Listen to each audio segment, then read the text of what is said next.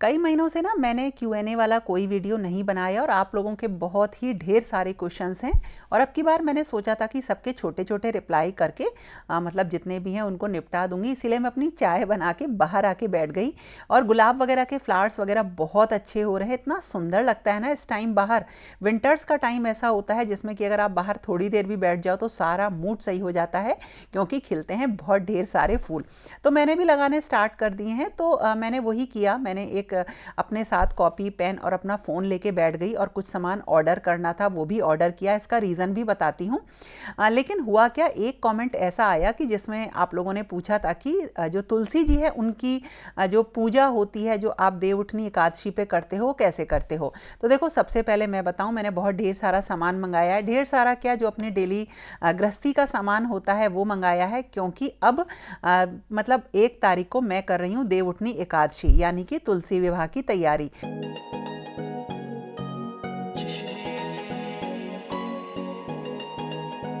और मैं आप लोगों से भी कहूँगी कि इस त्यौहार को ज़रूर मनाएं क्योंकि देखो, तुलसी को माता कहा गया है और उससे आपके घर में ना एक अलग ही तरीके की हैप्पीनेस यानी सुख आती है, प्रॉस्पेरिटी आती है और एक प्योरिटी भी आती है। और घर में, हर घर में तुलसी का पौधा होना चाहिए। तो जो भी नेगेटिव एनर्जी घर में एंटर करती है ना, वो वहीं ख़त्म हो जाती है। इससे मतलब तुलसी विवाह करने से आपको एक बहुत बड़ा पुण्य फल मिलता है, जैसे कन्यादान करने से होता है। तो इस तरह से तुलसी विवाह एक तरीके से एक बहुत ही बड़ा सौभाग्य हुआ, आपकी मैरिड लाइफ हुई यानी कि वैवाहिक सुख हुआ और पारिवारिक समृद्धि का आशीर्वाद देता है। तो इसलिए हमें कोई भी मतलब त्यौहार मनाए तो उसका कारण पता होना चाहिए। तो मैं तुलसी विवाह ज़रूर करती हूँ और आप लोगों से भी कहती हूँ ज़रूर करो। और मैं कैसे करती हूँ वो आपको बताती हूँ। जो भी कोई एक विशेष दिन होता है यानी कि त्यौहार फेस्टिवल का दिन होता है, उसे हमें घर के कामों में वेस्ट नहीं करना चाहिए क्योंकि उस दिन का जो एक साइंटिफिक रीज़न है ना या साइंटिफिक महत्व है वो भी अलग होता है। तो ज़्यादा से ज़्यादा आप ये कोशिश करिए कि घर के कामों को थोड़ा मिनिमाइज़ करें। जैसे सुबह जल्दी उठ के अपने घर के कामों को फटाफट निपटा देना, क्योंकि ये तो हमें करने ही है विदाउट वेस्टिंग टाइम। और उसके बाद तैयारी करना अपनी पूजा की। और इस दिन आप कोशिश करिए जो भी आपके पास धार्मिक पुस्तकें हैं उन्हें ज़्यादा से ज़्यादा पढ़ें, सबको बाहर निकालें, थोड़ा गंगाजल छिड़कें। और ये हमेशा करती हूँ, लेकिन ये सब काम हम करेंगे तब जब हमें इन घर के रूटीन कामों से थोड़ी सी छुट्टी मिलेगी। तो सबसे पहला स्टेप, अगर किसी भी दिन आपको पूजा करनी है या आपका मन नहीं लग रहा है घर के कामों में, या ये समझ लीजिए कि आप थोड़े से भी निराश हैं, परेशान हैं, उस दिन बस अपने घर के कामों को जल्दी से निपटाइए और कुछ भी चीज़ों को, जैसे कि भगवान की पुस्तकों को, उनकी पूजा या उनकी सेवा में अपने आप को लगाने की कोशिश करिए। धीरे धीरे आप देखेंगे कि आपको इस तरह से शांति मिलने लगी है। हाँ, ये थोड़ा सा टाइम टेकिंग प्रोसेस होता है, लेकिन एक समय ऐसा आता है कि जिस दिन पूजा नहीं करो उस दिन ऐसा लगेगा कि हाँ, आज हमारे मतलब हमारे रूटीन में बहुत बड़ी चीज़ मिसिंग है। सबको मैंने ब्रेकफास्ट करा दिया है।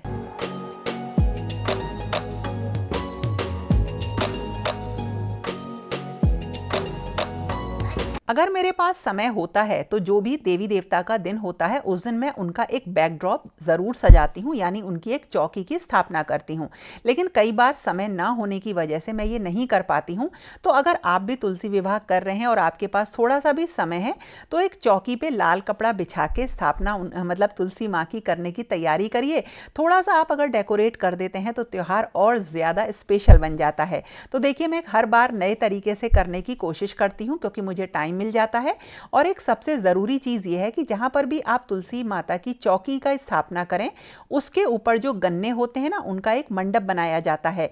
तो आप क्या करिए, 2 गन्ने ले लीजिए, बीच में से उन्हें काट दीजिए और चारों को ऊपर से एक किसी भी रस्सी की मदद से जोड़ दीजिए और फिर इस तरह से चौकी के चारों कोनों में उसको मतलब थोड़ा सा खिसका दीजिए। इससे एक मंडप तैयार होता है। ये एक ज़रूरी चीज़ है। और उसके बाद हमें माँ तुलसी को तैयार करना होता है उनके विवाह के लिए। तो हम क्या करते हैं, उन्हें एक रूप देते हैं। उनमें एक, जैसे कहते हैं ना, आप उनका एक जो मतलब बहुत तरीके के चीज़ें आती हैं, जैसे हाथ आते हैं, चरण आते हैं, उनका फेस आता है, उनको लगा के आप उनका एक रूप बना सकते हैं माँ तुलसी का, क्योंकि वो एक पौधे के रूप में हमारे पास होती हैं। तो बहुत सारे तरीके हैं जो मैंने पुराने वीडियोज़ में आपको बता रखे हैं कि आप उनको किस तरीके से एक मूर्त रूप दे सकते हैं। तो देखिए, मैंने कुछ इस तरह से मैं सेटअप करके, जो कि बहुत आसान है घर में, मैं उनका एक फेस फेस लगा दूंगी, हाथ वगैरह लगा दूंगी, और इससे ना आपको बिल्कुल ऐसा लगता है कि वो एक देवी के रूप में हमारे सामने है।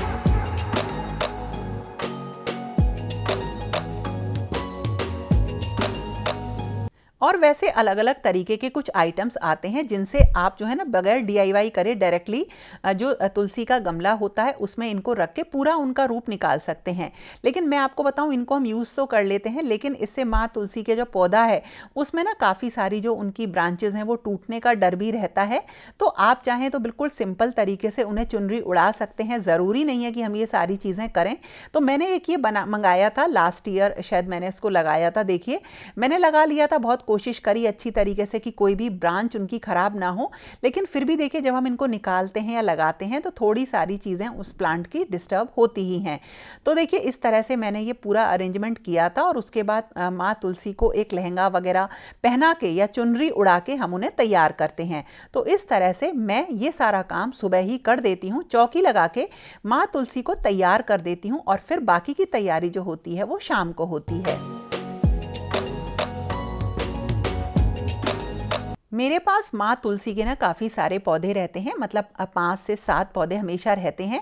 तो उसमें से मैं कोशिश करती हूँ सबको एक छोटी सी चुनरी ज़रूर उड़ा दूँ और उन्हें तैयार कर दूँ, और जो मेरे घर के द्वार पे रखी हुई हैं उनको भी मैं तैयार कर देती हूँ। तो जिस तरह से भी आपके घर में माँ तुलसी हो, आप उन्हें थोड़ा सा लहंगा चुनरी उड़ा के ज़रूर तैयार कर दीजिए। और इस दिन थोड़ा सा जो है आप दूध में आप थोड़ा सा जल मिला के भी उन्हें अर्पण कर सकते हैं। ये सारी चीज़ें मैं आगे बताऊँगी। तो बहुत तरीके की चीज़ें आती हैं जिनसे आप माँ तुलसी को तैयार कर सकते हैं।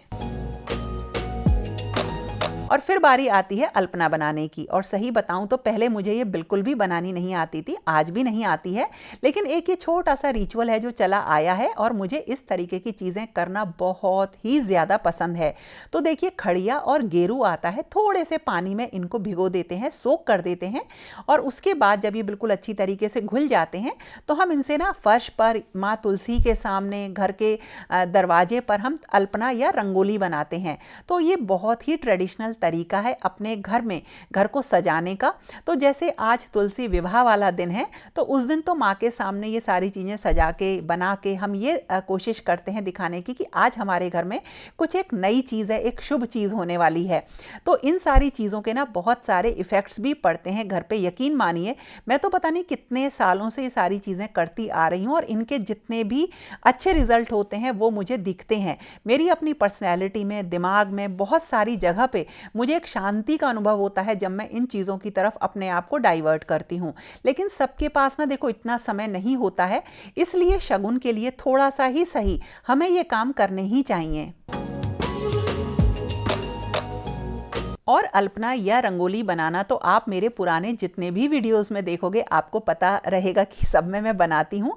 तो देखो ये एक बहुत ही अच्छी चीज़ है। और इसके बाद देखो हम करते हैं पूजा की तैयारी।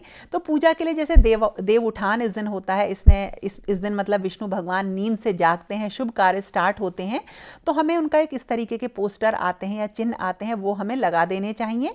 और एक और चीज़ है, विष्णु भगवान की प्रतिमा हो या शालिग्राम जी हो, उनकी हम स्थापना करते हैं। येलो कलर की उन्हें, पीले रंग के उन्हें वस्त्र या चुनरी अर्पण करते हैं।